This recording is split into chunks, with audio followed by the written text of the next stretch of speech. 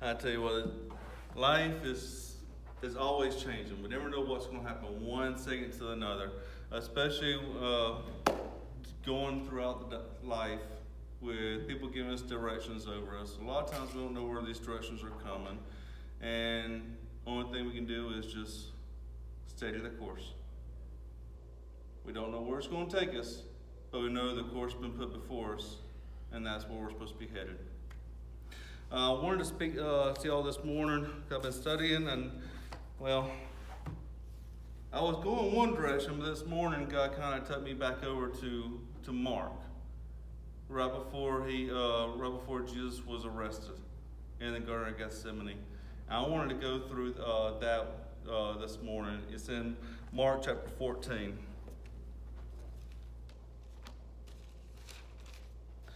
I know last week we talked about King David, how King David in Psalms 142, you can see how he went through depression at times. Everything was getting to him.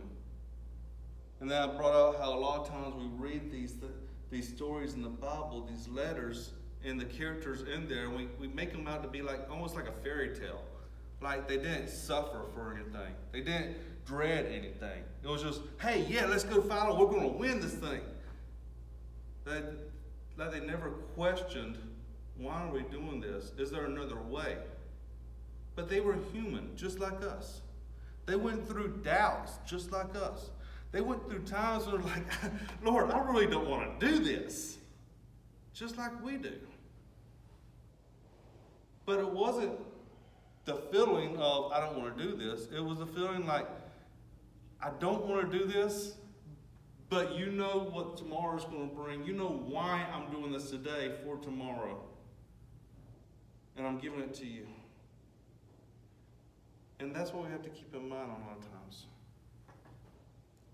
I wanted to look at this because when I was reading it this morning, it was just bringing out a little bit more. And I wanted to read through it. It's Mark chapter 14, verses 32 through 42. He had just now got through telling Peter that Peter was going to deny him. And Peter's like, ain't no way I'm going to deny you. I'll die for you. He just now told them that one of the 12 is going to betray him. So we don't know if Peter might still be thinking that, is he saying that I'm that person? We don't know. Some people think that that's what might have been going through his head when he's denying it so strong. But it's like, no, before the rooster crows 3 times tonight, you're going to deny me. Or before the rooster crows, you'll deny me 3 times. But then it carries on over to verse 32, and it says, and they came to a place named Gethsemane. And he said to his disciples, sit here until I have prayed.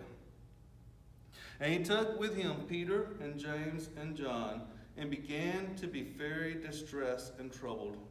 And he said to them, my soul is deeply grieved to the point of death. Remain here and keep watch. And he went a little beyond them and fell to the ground and began to pray that if it were possible, the hour might pass him by. And he was saying, Abba, Father, all things are possible for you. Remove this cup from me, yet not what I want, but what you will. And he came and found them sleeping and said to Peter, Simon, are you asleep? Could you not keep watch for 1 hour? Keep watching and praying that you may not come into temptation. The spirit is willing, but the flesh is weak. And again he went away and prayed, saying the same words. And again he came and found them sleeping. For their eyes were very heavy, and they did not know what to answer him. And he came the 3rd time and said to them, are you still sleeping and taking your rest? It is enough. The hour has come. Behold, the Son of Man is being betrayed into the hands of sinners. Arise, let us be going. Behold, the one who betrays me is at hand. The next verse is where it starts up, where he looks up and he sees Judas coming with the officers to arrest him and betrays him with a kiss. You know, we're told different that we get these gospels from different reasons, right? There was a priest around 184 AD that had been quoted by saying, we know we get the Gospel of Matthew as he was writing to the Hebrews to show them how Jesus was the new Moses. We know that Mark, who was an interpreter of Peter, wrote down what was being taught, while he was in Rome. We know Luke was the physician for Paul and wrote what was being taught, and from eyewitnesses. And he kept on going like this and expressing it. So that means that Mark's gospel would have came from Peter, which was in the inner circle.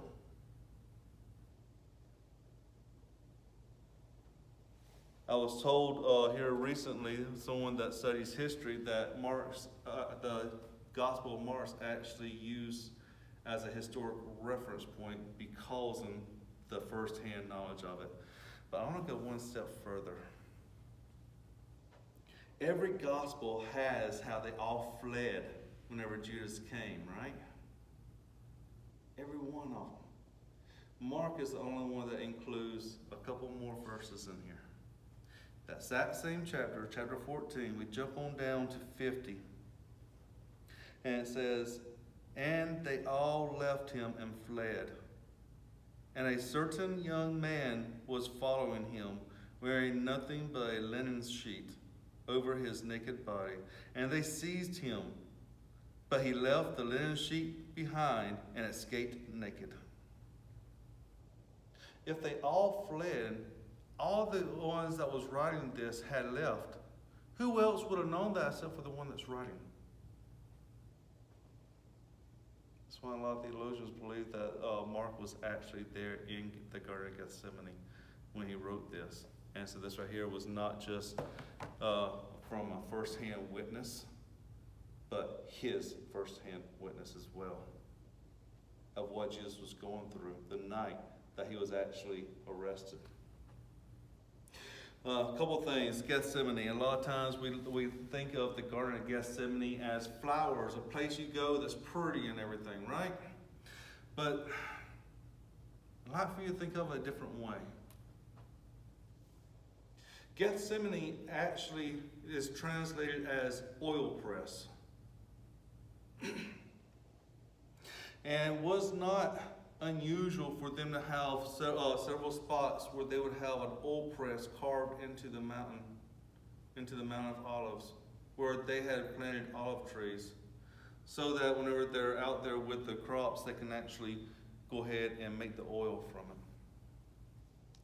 They had laws where they were not supposed to plant any kind of gardens and stuff inside the city of Jerusalem, because it's supposed to be sacred soil, and they didn't want to, they say it was against their rules and laws to bring manure in there to actually fertilize the ground. So the Greek word for garden is actually an agriculture place, a place where you can cultivate stuff. So this would have been, was what they believe, a spot on the Mount of Olives that's east of Jerusalem at elevation of 2,660 feet above sea level. About 100 feet from Jerusalem. Between Jerusalem and there's Jerusalem and Jericho. You have the Judean wilderness right there, just past it. This right here is a path that a lot of Christians would have been taking, a lot of believers, because you can get lost. You can lose the ones chasing you in the Judean wilderness between Jerusalem and Jericho. Not only that, you're 100 feet higher than Jerusalem, than the hills of Jerusalem, so you can actually see them coming. So you can keep watch whenever they're coming. So if in fact the apostles here was keeping watch, then they could have seen, hey, we have people coming. We have signs of people coming up here, whatever they're coming for. But as we find out, they were asleep. A couple more things. It says, sit here until I've prayed. And he goes a little bit further. And he says that he was very distressed and troubled. So they could actually see this on him. That's not him saying it. That they could see that that he is going through a lot mentally. I know y'all have seen people when they're going through a lot of strife, a lot of heartache, depression, anxiety, fear, you name it. So you can imagine what he was, because he knew what was about to happen. And he actually tells them, and he said to them, my soul is deeply grieved to the point of death. Remain here and keep watch. Some people believe that he was telling them to keep guard like he would at a gate, to protect him while he prays.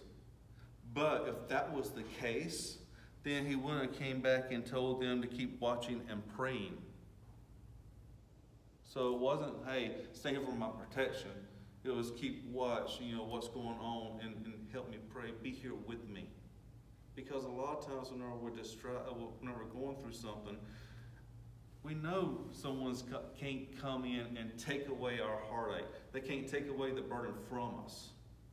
But just knowing they're there, it helps. It's usually when they open their mouth that they hurt, like they did with Job. Sometimes when we tell people, well, God's got a reason for doing this to you, it's like, why is he putting me through this? Sometimes we say these cliches that's not always accurate. Because sometimes situations just happen. No fault of our own. Ain't God trying to prepare us for something else? Sometimes in this fallen world, we go through situations that's just nobody wants to go through. But it doesn't mean he's not there with us.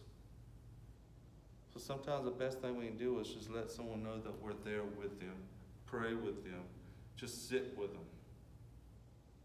and go through it with them.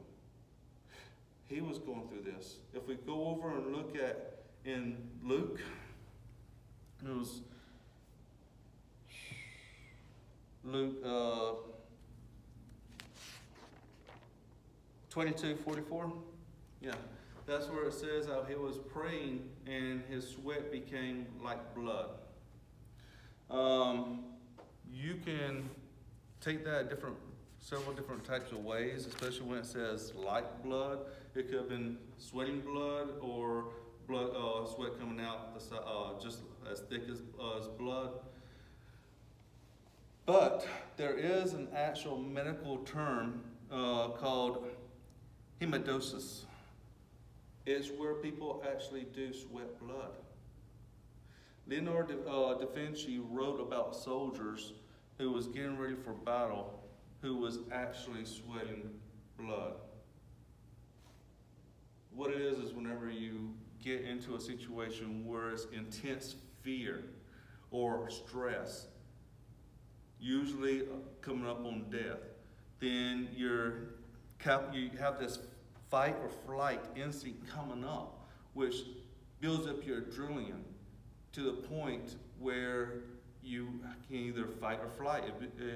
But your capillaries that has your blood, that carries the blood and everything, they'll burst right there next to the sweat glands, which then the blood seeps through the skin. So it actually does happen whenever you're in intense fear or stress on some people, but it's a rare occasion. It doesn't happen to everyone. It doesn't happen to, it's not like you can do this or not, but some people does get this on these dire places. You see, God is all-knowing. He does not exist in time. He can, like he did here when he came down in the flesh. At that point, Jesus was in that time. But outside the flesh, with God, he was outside of time. That's why in Genesis, it talks about how he made the stars for seasons for us to be able to tell time. In Revelations, when it says time no more, they raise their hands, one foot on the land, one foot on the sea, and the stars rolls up like a scroll. That's how he can see everything that's going to lay out tomorrow. But it's like you recording a football game and then hearing everything on the radio, play by play, and the scores, going back and watching it. Each player is acting in that particular time. You know what they're going to do, but now you're watching it with them as they do it in their time. That's like him with us. He's right here with us, even though he knows what tomorrow's going to bring. Jesus knew what tomorrow was going to bring in this case. He knew everything that was about to go on with him. And he really did not want it to happen. He actually asked God, if there's any other way possible, please don't allow this to happen. Give me another path. He's right here at the Judean wilderness. That's why I wanted to paint a picture of where he was. Only thing he had to do was, boys, we're going this way. And they would have been in the wilderness and they would not have been able to find him. But yet he went to a place, an area that Judas knew where he was going to be. He went there, stayed, and prayed. Apparently for longer than an hour. But he stayed there and prayed to the Father, waiting, because he wanted to spend that time. And he was nervous. He didn't want to do it. In the military, we go through a lot of things we're told to do. Different people sign up for different reasons, whether it be for college, whether it be for money for your family, whether it's to see the world. But every person, whenever you sign on that contract, you're saying, I know the benefits I'm going to get, and I'm willing to do whatever the orders are giving me for this particular time. So it's an even swap. I'm giving you my time to do whatever you direct me to do. And you're going to give me this. A lot of times we forget that that contract's a give and take on both. We have to uphold it. It's sealed. And trust me, I've been in some places where you didn't want to go. I still remember walking in an area where during the day I'm walking across a stream that's been frozen over in ice. That night, walking around with nothing but a poncho as it's pouring down rain, pulling fire guard. And then after my hour shift, I'm giving it over to someone else. I'm going to this little bitty shelter house that I shared with a buddy, just so we can get it 2 feet off the ground while it's pouring rain, trying to stop shivering, just so we can calm down and sleep. You don't always get to say, I don't want to go there, put me here. That's not how it works. If so, everybody would be doing it. It's not an easy task.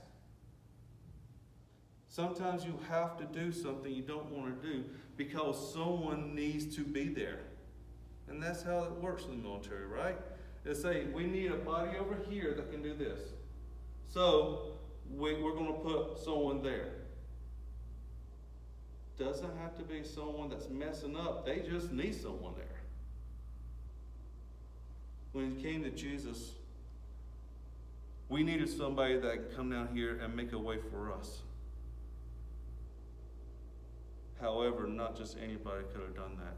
Only one person could do that.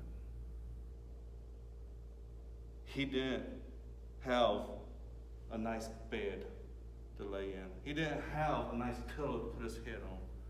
He was staying outside. He was fighting for just a little bit of time for himself to get away and pray.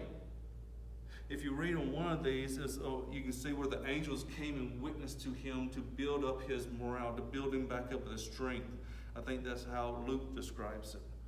Because he was at the end. He knew what they were about to do to him. He knew how they were going to spit upon him, how they were going to talk about him, throw things at him, how they were going to rip the skin off his back, the same place that he's going to have to use his knees to pick himself up just to inhale every single time on that cross with the nails in it. And then lower his whole body to exhale. Because whenever you're stretched out like this, you find in the medical terms how your muscles and everything in your lungs is pulled. So he has to pick himself up and lower himself down just to breathe each time, rubbing all that ripped flesh on that wood. He knew all that was going to happen. And he could have fled, but he didn't. Because he was the only one that could have manned that post at that time. Same thing goes with us. A lot of times he puts us in a situation, us in a place where only we can do something. Could he bring someone else in? Absolutely. A lot of times he puts us in a situation because we're the most equipped for that situation. Maybe it's something we've experienced in our past that we might be able to help the person who's going to be suffering next to us. Maybe it's just because we have the right heart to touch them. We don't know.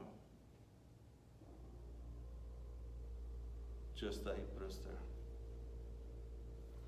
We find that the apostles here, he kept on going. Can you even keep watch, stay awake? Now, you know some soldiers, they kind of drift off whenever it gets long and boring, right? And anybody can walk up on them. We don't train that way. The reason being is because you never know what's going to walk up on you when you're asleep. You don't know who's going to sneak by you when you're asleep. You don't know when you're going to be waking up and you'll be surrounded by people or weapons facing you right in your face, or never wake up again.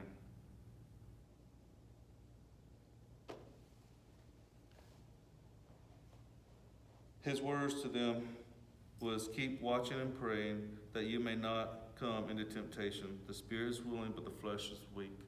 A lot of times the spirit wants to be close to God, but the flesh wants the lust of the world.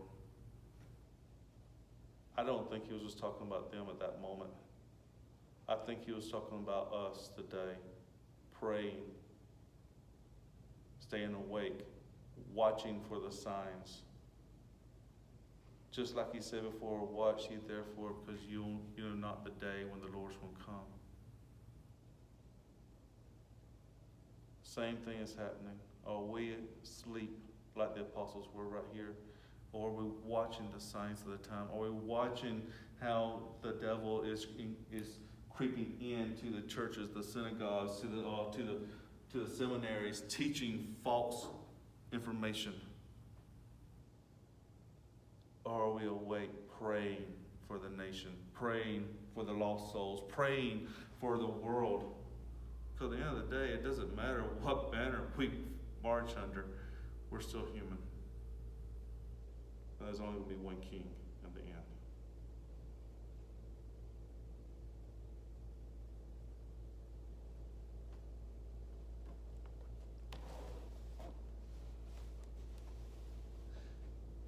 Before God, we're all equal. Doesn't matter what color we are, doesn't matter where we came from, doesn't matter what sex we are. None of that matters. Doesn't matter what we did in our past. He loves every last one of us the same. There is no big I, little you. Doesn't matter how much money we have or where we came from. But he has a plan for each one of us. The plan is not, I don't like that plan, give me another plan. It's not, I don't want to do that. I know you created me and everything here, but I'm going to change your plan. It doesn't work that way. That's why he says, narrow is the gate that leads to him. That's where we try to go by his path. Broad is the gate for destruction. That's where we want him to change and go down our path, whichever one we choose. That's why we have to be a good soldier for him. Because we are in a spiritual war every single day within ourselves, within society, within this world. Not just right and wrong, but what we're going to stand for.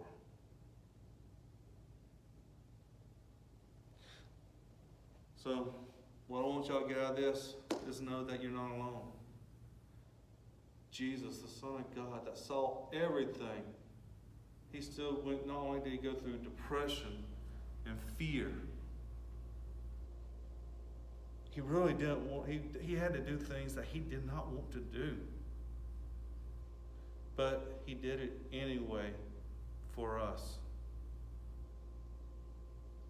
So what I want you to know from that, I want you to know it's quite simple. There is nothing that you face that Jesus does not know how you're feeling. He has not went there and experienced it. Which means he cares. He knows the struggles that we face. So what I want you to do is trust in him. Keep your eyes open. Keep praying, talking to him. Keep reading your word. Don't take my word for what the scripture says or anyone else's, but trust in him because it's his word, not mine. It's his word, not your teachers or anyone else's. And he's the one we stand before. And he's going to help guide you through whatever you're facing in this world.